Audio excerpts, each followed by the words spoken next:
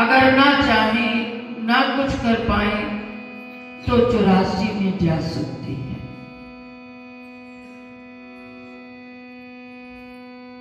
क्योंकि इस मानव शरीर के अंदर 5 ज्ञान इंद्रियां, 5 कर्म इंद्रियां, इनमें 3 प्रमुख हैं। कौन कौन सी? आंख, कान और मुख। आंख हमारी देखने का काम करती है। क्या देखती है? ये हमारे मन और बुद्धि के ऊपर निर्भर करता है। इस आंख ने भगवान के दर्शन भी करने हैं और इस आंख के द्वारा दूसरों के दोष भी देखे जा सकते हैं। इन आंखों के द्वारा अच्छा और बुरा दोनों देखे जाएंगे। और जो आंख देखती है उसका असर हमारे मन पर पड़ता है। कान सुनने का कार्य करते हैं। यहां बैठे हो, भगवान के नाम का गुणगान सुन रहे हो, अंतःकरण पवित्र हो रहा है, मन को आनंद आ रहा है, शांति मिल रही है। और दुनिया में रहकर दूसरों की निंदा चुगली सुनने में लग जाएंगे, क्या होगा? मन दुखी होगा। मन सुनने में थोड़ी देर आनंद महसूस करेगा दूसरों की निंदा चुगली, लेकिन उसका प्रभाव भी हमारे मन पर ही पड़ेगा। और रही बात वाणी, यहां बैठकर भगवान के नाम का गुणगान कर रही है, बाहर जाकर पता नहीं क्या बकबक करती है, उसका भी प्रभाव हमारे मन पर पड़ता है। तो सत्संग एक ऐसी जगह है जहां हमारी ये 3 इंद्रियां बहुत नेक काम कर सकती है, सदुपयोग किया जा सकता है। इसलिए जब भी सत्संग में बैठो, इन तीनों को सही दिशा की ओर ले जाने का प्रयास करो। आइए, ये भजन आप हर बार सुनते हो, आज फिर सुनाऊंगी। बाबा फरीद साहब, जिनकी वाणी गुरु ग्रंथ साहब में दर्ज है,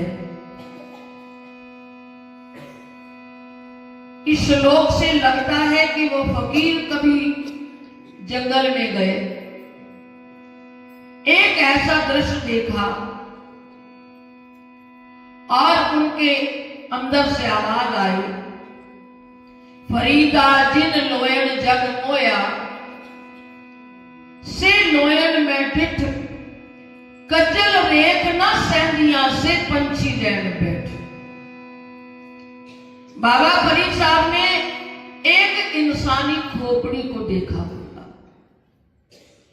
फरीदा जिन लोयन जग मोया, लोयन यानी आंखों के ऊपर बात कही। फरीदा जिन लोयन जग मोया, बाबा फरीद साहब की आंखें बहुत आकर्षण करने वाली थी, आकर्षित थी।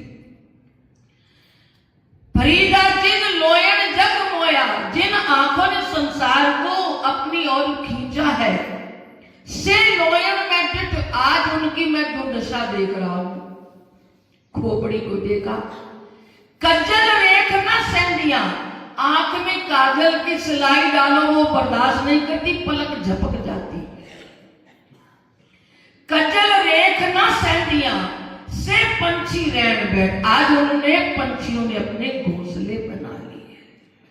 ये बाबा फरीद साहब कहते हैं। यानी इस जीवन की महानता इसका सदुपयोग करने के बाद है, वरना तो ये क्या होगा, इसका वर्णन बाबा फरीद साहब कहते हैं।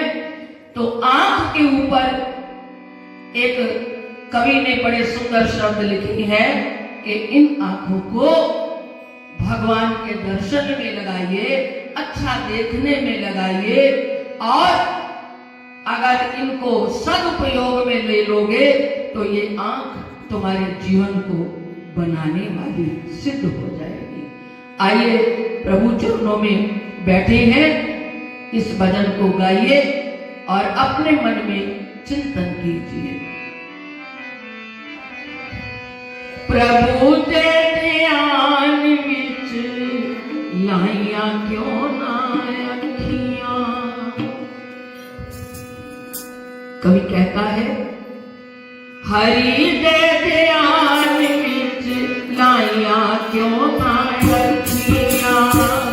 हरि दे ध्यान विच लाइया अखियां।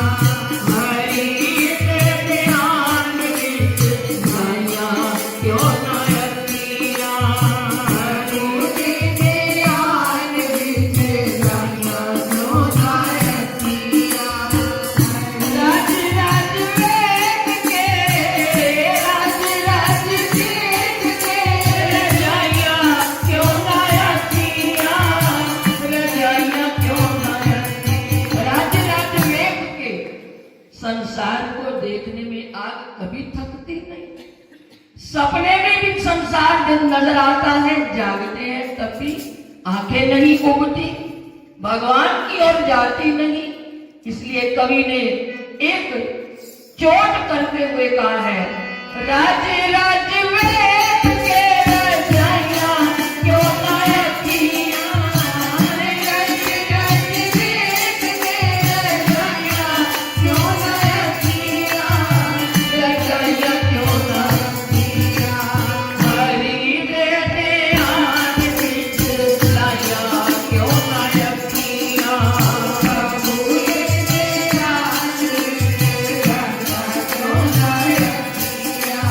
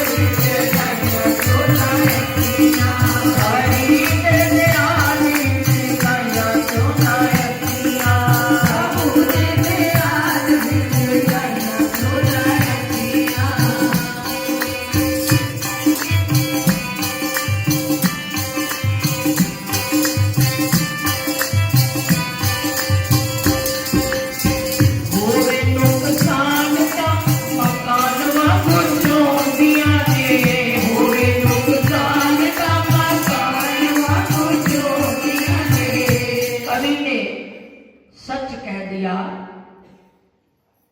होवे नुकसान ता मकान वांगू चौंदिया ने। यानी कहने का अर्थ ये, आंख कभी उस भगवान के लिए नहीं रोती।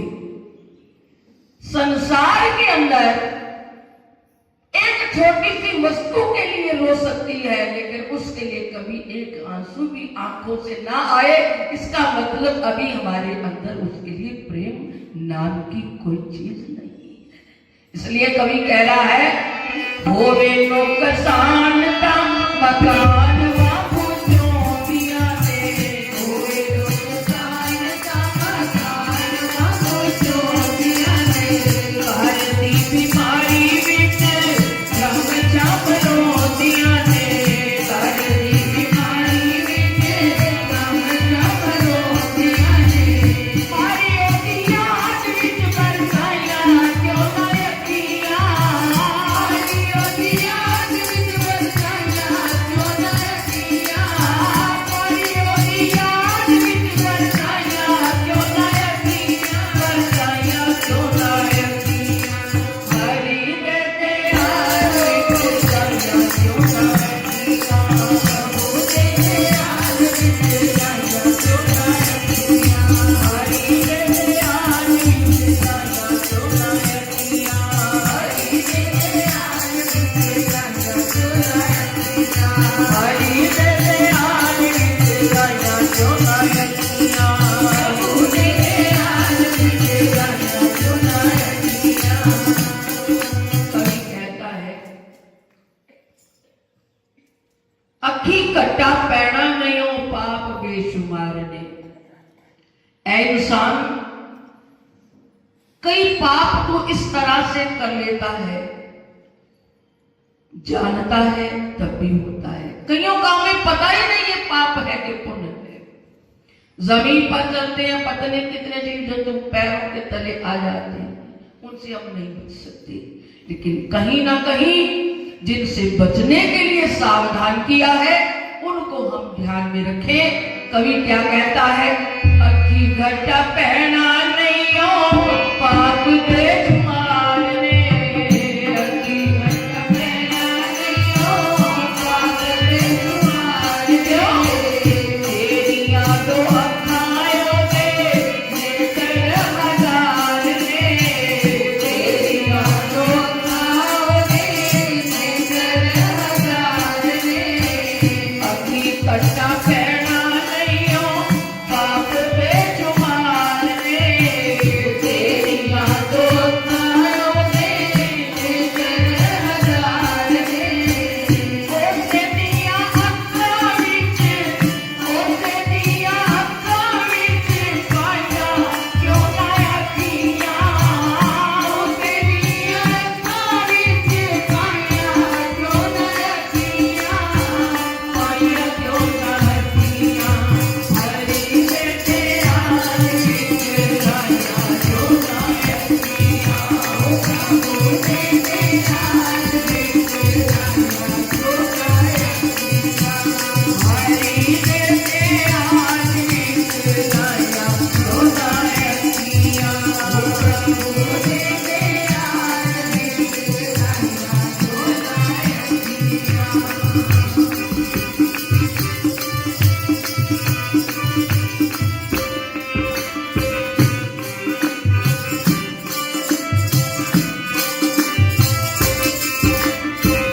दो अखां नाल नहीं हो रजिया वगेर पाके, दो अखां नाल नहीं हो रजिया वगेर पाके। क्या कहा है, दो अखां नाल नहीं हो रजिया हनेर पाके। ब्रह्मा जी ने सृष्टि का सर्जन किया है। कवि ने लिखा है, दो अखा नाल नहीं हो रजिया हनेर पाके। ए मानव, अभी तो तेरी दो आंखें हैं, तेरा बस चलेगा तू ब्रह्मा मुनि कहे जाके के 12-12 चेहरे ते लगाइया क्यों ना अखियां। ये आंख अगर उसके दर्शन में लग जाए, एक सुल्तान बाहू बहुत सुंदर गुरु के लिए ये बात कहते हैं, अल्लाह ए तन मेरा चश्मा होवे। तन यानी मेरा शरीर पूरा चश्मा बन जाए, अल्लफ ए तन मेरा चश्मा होवे, मैं मुर्शद वेख ना रजा हूं, लो लो दे मुड लख लख चश्मा, एक खोला एक कज्जा। इतने डिठिया मैनू सबर ना आवे, मैं होर किते वल भजा हूं, मुर्शद दा दीदार वे बाहू, मैनू लख करोड़ा भजा। सुल्तान बाहू कहते हैं एक एक रोम में लख लख चश्मे लग जाए, क्योंकि बंद ना हो, एक खोला एक कज्जा हूं। इन आंखों का सदुपयोग की बात इस श्लोक में समझ आती है। अगर ये आंख भगवान के दर्शन दीदार में लगी रहे तो जीवन धन्य हो जाएगा। इसलिए क्या कहा है, दो अखा नाल नहीं हो रजे आवने बाटे, दो अखा नाल नहीं हो रजे आवने बाटे, तेरा बस चलेगा तू ब्रह्मांडों में कहे जाके, तेरा बस चलेगा तू ब्रह्मांडों में कहे जाके, बारा बारा तेरे बनाया क्यों ना यकीना, बारा बारा तेरे बनाया क्यों ना यकीना, बनाया क्यों ना यकीना, हरी ने आज भी बनाया क्यों ना यकीना, मुझे आज भी बनाया क्यों ना यकीना, हरी ने आज भी बनाया क्यों ना यकीना, मुझे आज भी बनाया क्यों ना यकीना। राज राज देख के, राज राज देख के, रजाइया क्यों ना यकीना, रजाइया क्यों ना यकीना, मुझे आज भी बनाया क्यों ना यकीना, मुझे आज भी बनाया क्यों ना यकीना।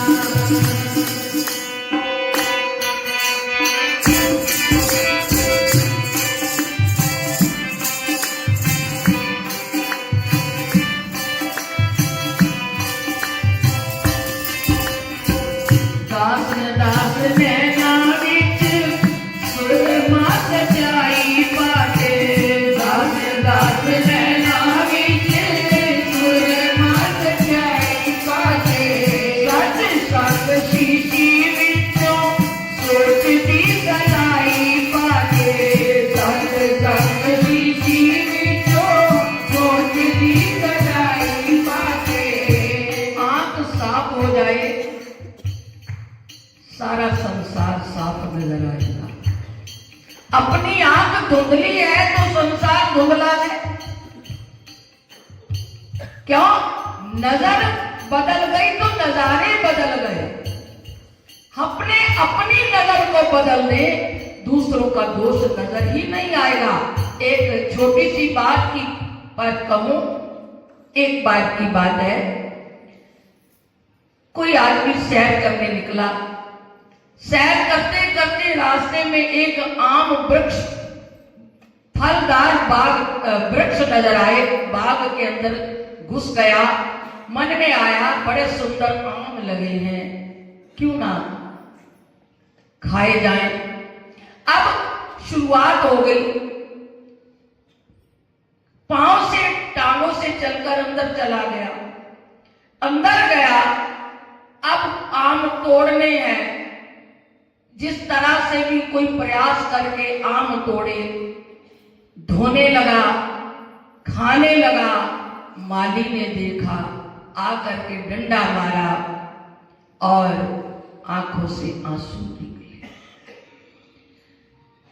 जिसने देखा है उसने खाया नहीं, जिसने तोड़ा है उसको रस नहीं मिला। लेकिन बात यह है, जिसने सबसे पहले गुनाह किया है, आंख ने पहले देखे, आम सुंदर है, खा लिए जाए, तब सारी इंद्रियां सहयोग करने लगी, टांगों से चलकर गया, हाथों से तोड़ने लगा, धोए और मुंह में रस गया, लेकिन जब डंडा पड़ा तो रोना किसको पड़ा? उसी आंख को ही रोना पड़ा। क्यों?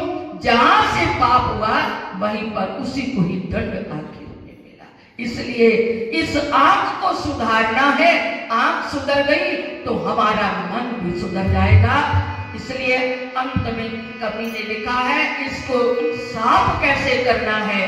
दास न दास नैना विच सुरमा सच्चाई पाते, दास न दास नैना विच सुरमा सच्चाई पाते, दास तक शीशी विचों सोचती सलाई पाते, दास तक शीशी विचों सोचती सलाई पाते। शीशे वांग सामने बनाया क्यों ना रखिया, शीशे वांग सामने बनाया क्यों ना रखिया, बनाया क्यों ना रखिया। हरी दे दे आज से लाया क्यों ना रखिया, दे दे आज से लाया क्यों ना रखिया। हरी दे दे आज से लाया क्यों ना रखिया, दे दे आज से लाया क्यों ना रखिया। राज राज में तेरा जाया क्यों ना रखिया, राज राज में तेरा जाया क्यों ना रखिया, जाया क्यों ना रखिया। हरी दे दे आज से लाया क्यों ना रखिया, प्रभु दे दे आज से लाया क्यों ना रखिया। हरी दे दे आज से लाया क्यों ना रखिया, हरी दे दे आज से लाया क्यों ना रखिया। प्रभु दे दे आज से लाया क्यों ना रखिया, हरी दे दे आज से लाया क्यों ना रखिया। बोलिए श्री गुरु महाराज